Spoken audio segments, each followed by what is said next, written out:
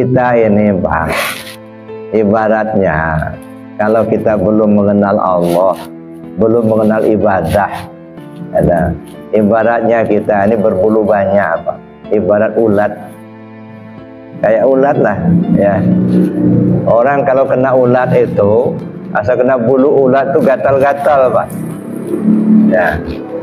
Jadi kalau kita, kenapa dikiaskan dengan berbulu kasar? Karena kita masih kasar Pak. Kita ngomong orang nyakiti orang, kita berbuat ngerugikan orang, itu kan masih berbulu gitu. Ya, kita masih berbulu, bulu kasar kayak ulat tadi, ada ya. Ngomong-omongan kita nyakiti hati orang, berbuat kita ngerugikan orang, gitu. Sehingga orang pada benci dengan kita. Seperti ulat tadi, dia sadar betul, saya ini, kata si ulat tadi, nggak disenangi oleh makhluk yang paling mulia di dunia ini. Siapa makhluk yang paling mulia? Manusia. Khalaqal insana fi ahsani taqwim. Allah ciptakan manusia itu sebaik-baik rupa. Jadi manusia inilah ya yang makhluk yang paling mulia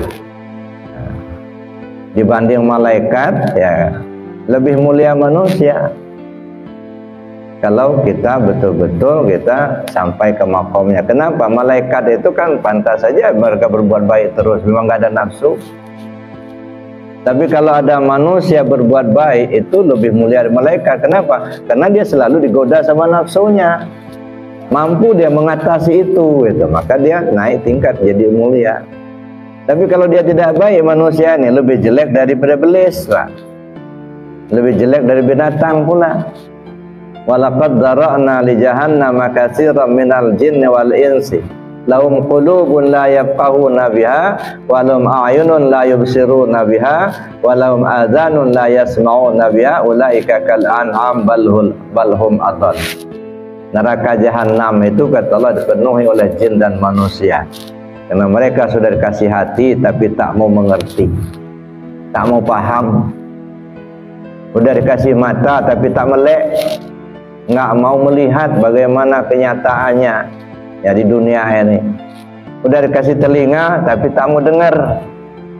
Orang-orang macam begini kata Allah tidak ubahnya seperti binatang, bahkan lebih sesat lagi. Nauzubillah. Nah, jadi manusia ini kalau dia mulia lebih mulia daripada malaikat, tapi kalau dia jelek lebih hina daripada binatang. Nah, makanya manusia ini manusia yang diciptakan Allah paling indah, paling mulia. Dari bentuknya saja kita paling indah. Cobalah perhatikan dengan semua makhluk yang ada di dunia ini. Nah, paling indah manusia inilah. Ya, kalau binatang, sapi kaki 4.